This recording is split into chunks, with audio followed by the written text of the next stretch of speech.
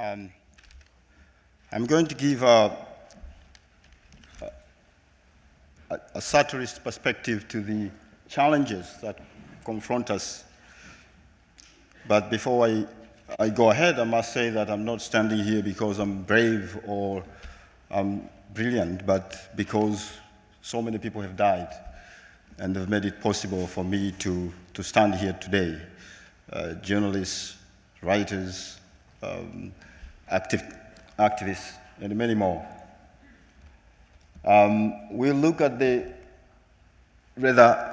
my contribution started with the beginning of the wind of change and the challenge of commenting from an African perspective.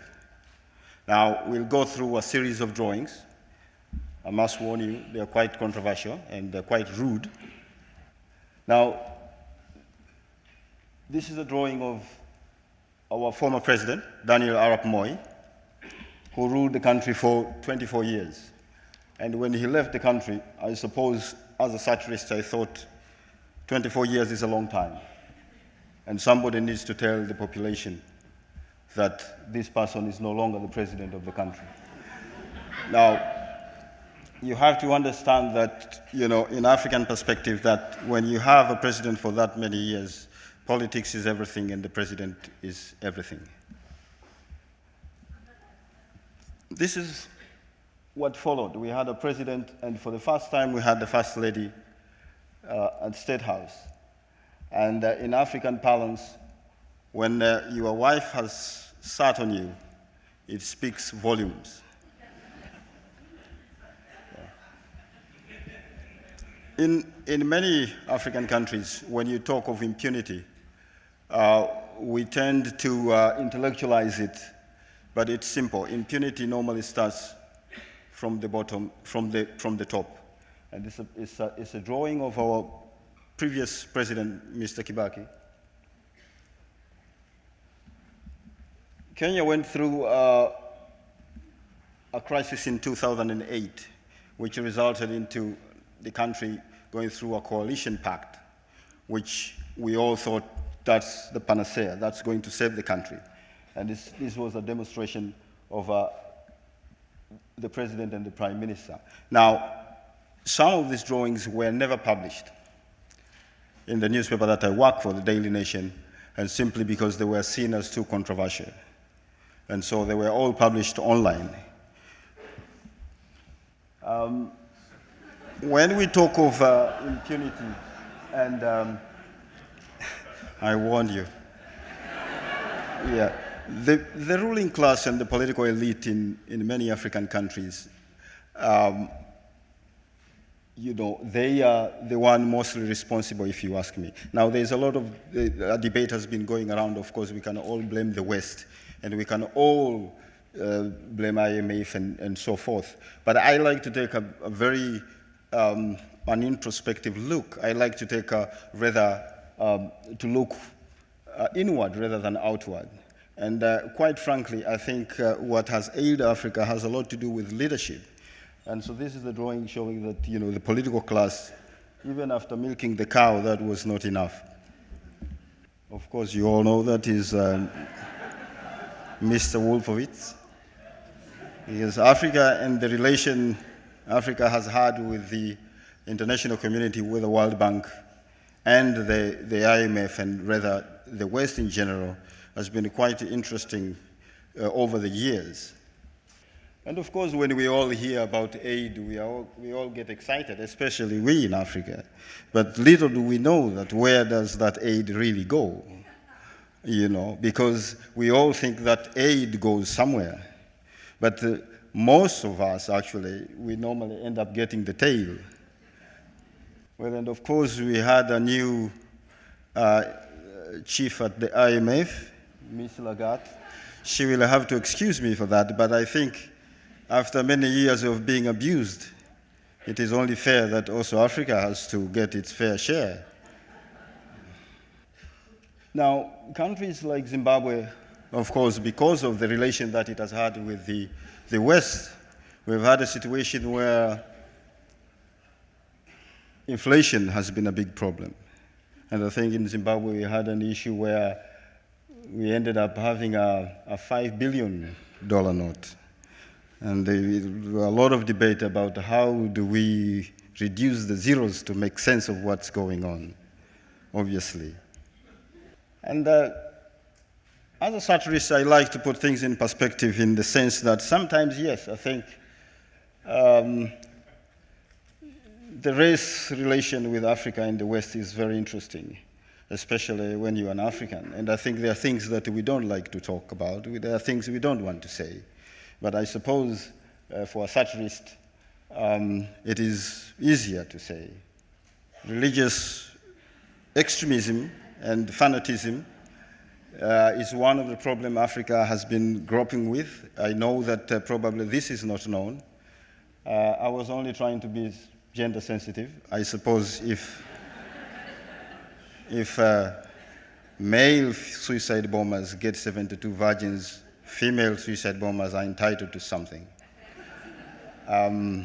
This appeared long before the Danish cartoons, and the reaction, as you may all guess, was not very good.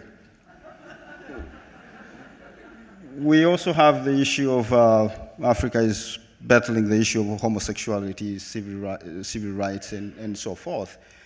And what is the debate?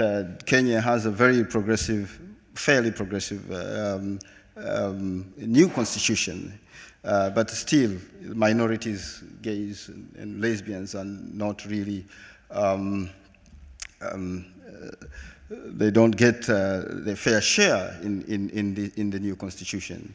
And the argument in Africa is always that homosexuality is not African. And I always ask myself, what is African? Of course, again, radicalization is a problem that we are grappling with. Many African governments have resulted into the rule of gun, which actually has not bore any fruits as far as that war is concerned. And you can see that, yes, I think radicalization has continued. In fact, it has gathered momentum in many African countries, Kenya, Tanzania, and many other countries. We have the situation in Central African Republic where actually it is Muslims killing Africans, killing Christians, and Christians killing Muslims, which is quite an interesting and ridiculous conflict. Kenya went through a crisis in 2008, and as a result of this, we have seen quite a huge effort to reverse the gains of freedom of expression, the gains of human rights, which have been gained tremendously during the last 10 years. And then, of course, there's an issue of ICC. If you are all aware that Kenya is going through, that we have the president and the vice president now facing charges and facing ICC in The Hague, which is a huge issue. And by the way, this parliament actually agreed to send these cases to The Hague. And as a result of that, we are now fighting to have these cases thrown away from The Hague. And we took our impunity to The Hague, rather our unity to The Hague, because as a country we are united, but then we are not talking of anything. We are not saying anything about the victims of the 2008, where Kenya, 1,000 and over 1,000 people died as a result of the conflict that we had. Of course, if you are talking of ICC, we would love also to see that net widen a little bit to include several characters, not only African leaders, but it will be fair also to have certain characters. As I mentioned, that we have seen the gains of that civil society and the media have made over the years being reversed, and it's quite a dangerous situation, not for me or for my fellow writers and satirists, but also for the civil society and for Kenya and many other African countries.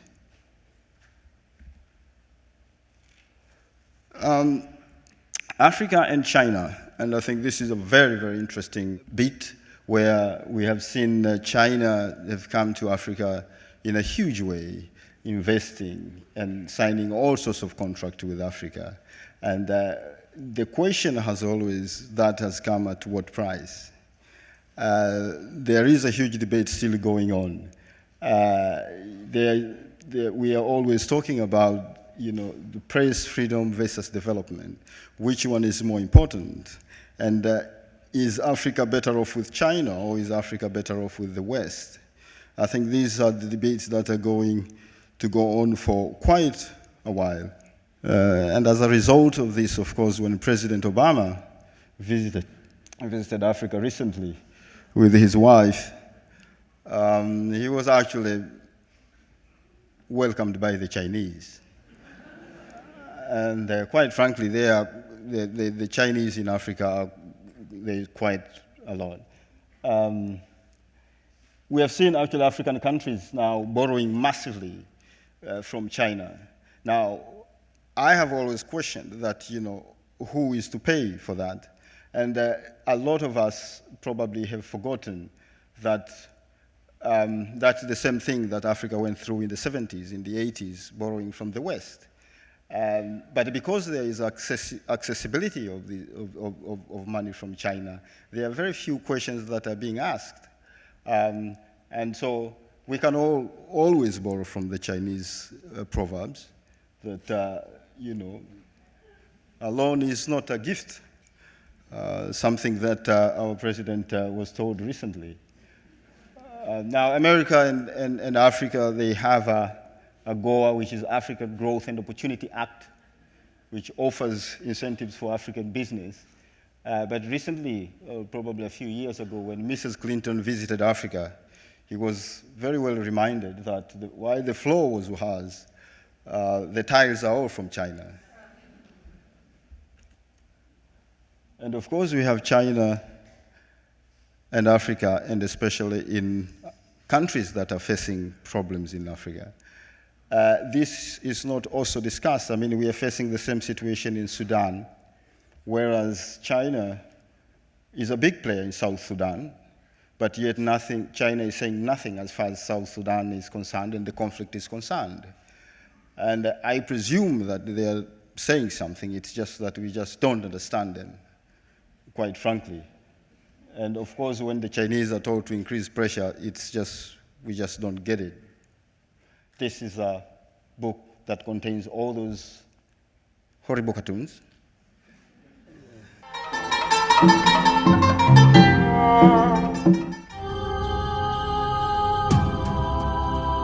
Previously on Prison Break. Open Cell A, another African gangster coming through.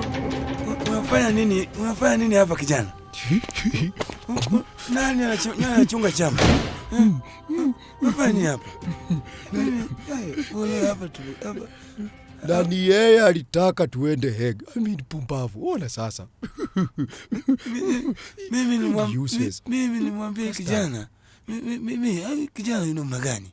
Ndiyo, mimi nilitaka watu wapelekwe Hague, lakini ilikuwa watu wale wengine, sio mimi. Sasa nataka watu wapelekwe TJRC, yani Truth, Justice and Reconciliation Commission. Sasa hiyo ndio watu watusamehe. Tunataka tusamehewe kwanza hapa na Mr. Ocampo, turudishwe nyumbani tuende huko pia tukasamehewe, alafu tuendelee na campaign. Me, I'm not supposed to be here. They must have made a computer error or human error or it was a typing error, some kind of a typing error. Ngoja, typing error kitu gani? Computer error. Computer error kitu gani? Unaanza kusema mambo ya computer error hapa? Just because you made many error mistakes, alafu unaanza kuja hapo unataka kuambukiza watu computer error. Mimi mambo ya computer sijui. Mimi haiwezekani. Sisi utatuambukiza hapa virus ya computer hapa. Wewe Ruto ni kausi. Italetea shida kwa chama. Yafahamu mzuri. Hata kama ni kauzi, lakini mimi ni kauzi mdogo. Kuna kauzi mkubwa. Wewe ni kiambasi tu. Wewe mzee ya Kristo. Sasa nikipigania haki yetu, unasema nimekuwa kauzi. Unaanza kusema mambo ya TJR. TJC. Watu walipigana juu ya nini? Papa, wewe wache maneno. My father had a mzungu wife, and maybe that God. Sasa ona. So maybe he's my brother Huyu also. mtoto ni babi. Leo kupitia chambers ya Nyayo House. Lazima turoke. Ndio sasa Raila, nakuulizaje? Wakati ulitoroka usiku ukienda Uganda, ulikuwa unatembea namna gani? Wacha maneno kama hiyo, unakumbusha wakati wa Nyayo. By the way, yuko wapi? Si yeye anafaa kukua hapa.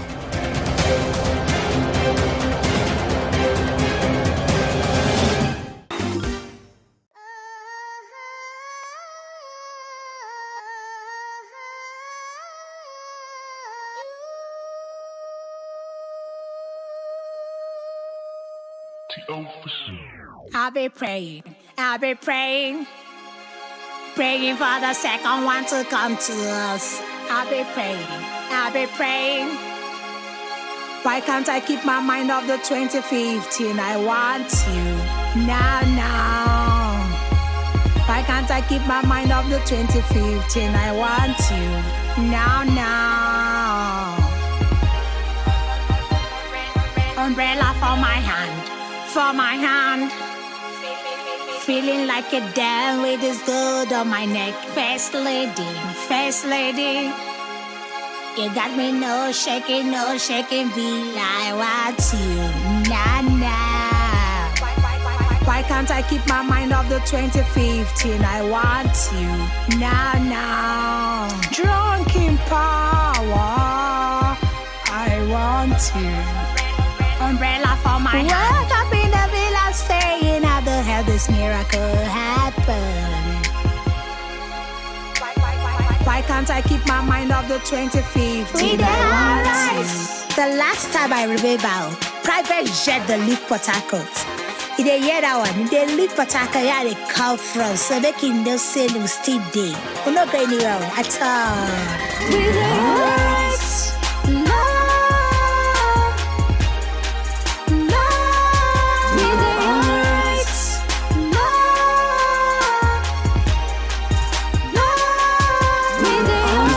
Is the ish if I do say so myself? If I do say so myself? If I do say so myself? Hold up, stroll from Yenagua all the way to this Asavilla. That time I alarm, they worry me, say I be yeah, deputy. No one knows I go come this far. If you see, waiting I see. Now I be the president. Hope you can handle this love. Sleeping downstairs, waking up upstairs. Keep the budget to one side, no time to think of my shoeless strive, no time. Yab me all you want. Abuse me like a gundamisi. In 2011 I vex. But now, no time. Baby, now I don't sing. We eat the cake, pair she. We eat the cake, pair she. Eat nice. For y'all to reach these heights, you're gonna need good luck. 60 million votes, I'm nice. No vex again in this villa. Yo, taxes is my breakfast. We living large, we did alright. See, I told you there's really no Allah. There was really never a problem from the start. I'm good luck. There's really nothing anybody can do about it.